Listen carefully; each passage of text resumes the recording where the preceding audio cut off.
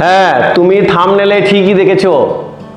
এবারে BA 4th সেমিস্টারে যাদের বাংলা মেজর এবং মাইনর আছে তাদের সকলের একটা পেপার কমন পেপার আছে। মেজরের যেটা 3 নম্বর পেপার সেইটা এবং মাইনরের যে পেপার ওই পেপারের সিলেবাস সেম। যেহেতু এর আগের বারে কোনো পরীক্ষা হয়নি সেহেতু এইবারে সাজেশনটা মেজর এবং মাইনরের একই রকম হবে। তাই আমি অন্যান্য বারের মতো ভিন্ন ভিন্নভাবে মেজর এবং মাইনরের এই যে পেপারটা এই পেপারটার সাজেশন না করে এইবারে একটাই কমন সাজেশন করেছি এবং আমার দীর্ঘ অভিজ্ঞতা থেকে বলছি তোমরা 90 থেকে 95% কমন পাবেই। তাহলে আমাদের এই 4th সেমিস্টারের এই যে পেপারটা এই পেপারটায় কি আছে সিলেবাসে? আমাদের সিলেবাসে দুটো পার্ট আছে।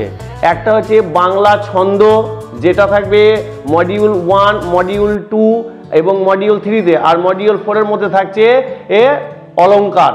তাহলে এক কথায় কি হলো, বলতে গেলে দুটো পার্ট, এই পেপারের দুটো পার্ট, একটা হচ্ছে ছন্দ আর একটা হচ্ছে অলংকার। তাহলে এই ছন্দ এবং অলংকার থেকে বিগত কয়েক বছর আগে ওল্ড সিলেবাসে যে সমস্ত প্রশ্নগুলোকে ফাইনাল পরীক্ষায় প্রশ্নরূপে ধরা হয়েছিল সেখান থেকে কিছু সাজেশন করা হয়েছে এবং আমার দীর্ঘ বিশ্বাস এগুলো তোমরা পরীক্ষার হলে 90 থেকে 95% কমন পাবেই। তাহলে চলো বেশি কথা না বাড়িয়ে প্রশ্নগুলো আমি স্ক্রিনের এই যে নিজের যে স্ক্রিনটা আছে সেই স্ক্রিনে আমি লিখে লিখে দিচ্ছি এবং মুখে বলেও দিচ্ছি।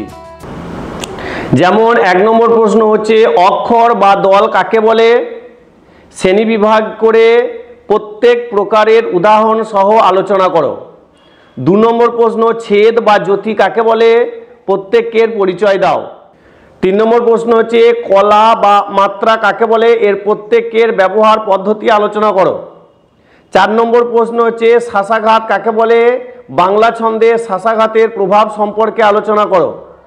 5 নম্বর প্রশ্ন হচ্ছে স্তবক বলতে কি বোঝায়? দৃষ্টান্ত সহ আলোচনা করো।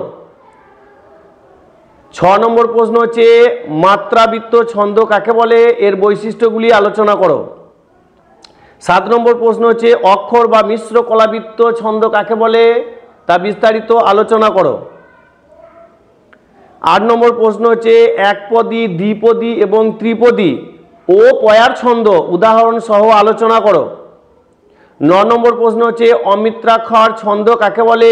দৃষ্টান্ত ও সহ বৈশিষ্ট্য আলোচনা করো। 10 নম্বর প্রশ্ন হচ্ছে সনেট কাকে বলে? সনেটের বৈশিষ্ট্যগুলি আলোচনা করো। 11 নম্বর প্রশ্ন হচ্ছে ভ্রান্তি অলঙ্কার কাকে বলে? উদাহরণ সহ বুঝিয়ে দাও।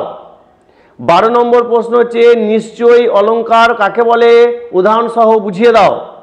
13 নম্বর খুবই গুরুত্বপূর্ণ, এবারে আমার তরফ থেকে 13 নম্বর প্রশ্নটা খুবই গুরুত্বপূর্ণ, সেটা হচ্ছে রূপক অলঙ্কার কাকে বলে?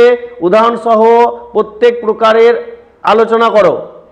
14 নম্বর হচ্ছে যমক অলঙ্কার কাকে বলে? যমক অলঙ্কারের কয়টি শ্রেণী ভাগ করা হয়েছে তা উদাহরণ সহ আলোচনা করো। আপাতত এই 13 থেকে 14টা প্রশ্ন সাজেশন সলভ করা হয়েছে, তোমরা সুন্দরভাবে পড়বে।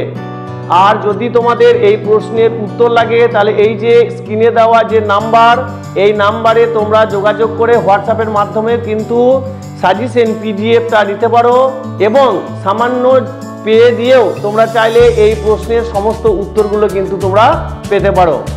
তাহলে আজকের মতো এই পর্যন্ত, আবার দেখা হবে নেক্সট পেপারের সাজেশন নিয়ে।